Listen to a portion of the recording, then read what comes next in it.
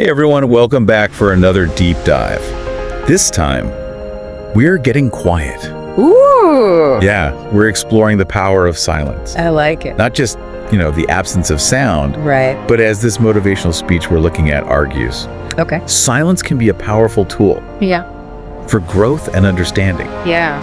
And we're going to be uncovering why choosing silence can sometimes be even more effective than words. Interesting.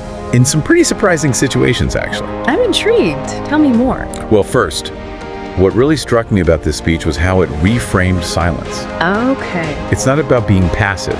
It's about harnessing this force for positive change. I like that. Yeah, and the speaker starts off with this great anecdote about a CEO Oh, yeah. during a hostile takeover completely disarmed his opponents just by being quiet. Wow.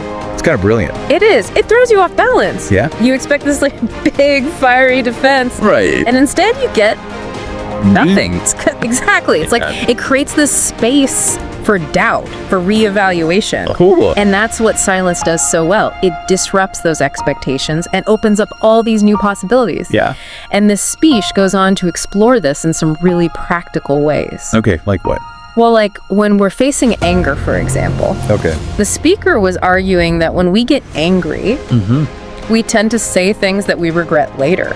Oh, yeah, for sure. It's almost like anger just short circuits our better judgment. Right. And there's actually a physiological reason for that. Really? Yeah. When we get angry, our amygdala, the part of our brain that's responsible for our emotional responses, it basically hijacks our prefrontal cortex, which is the part that handles rational thinking.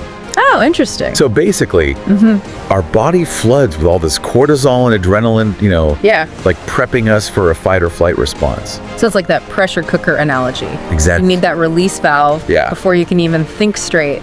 Precisely. Silence is that release valve. It lets us create a pause. Yeah. Step back from that immediate emotional surge and access our, higher cognitive functions. Right. So that pause can be the difference between making things worse Totally. and finding a resolution. Absolutely. It reminds me of the work of Dr. Marsha Linehan Oh, yeah. and her DBT therapy, which emphasizes mindfulness and emotional regulation techniques. Right. And silence plays a big role in that. It does, yeah. By practicing silence, we can become more aware of our emotional state. And we can actually learn to respond instead of just reacting. And that awareness leads us right into our next point. What's that? The speech also talks about the importance of silence when you don't have all the facts. Ooh, that's a good one. The speaker argues against that need to always offer your opinions, Right. especially when you don't have enough information to really back it up. It's hard though, isn't it? It is, especially these days. Yeah. I mean,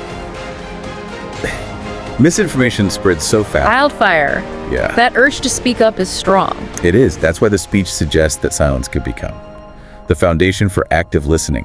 I love that. I thought this quote from the speech was great. What is it? The most intelligent voices are often the ones that listen more than they speak. That's beautiful. It's a cool paradox. Isn't it?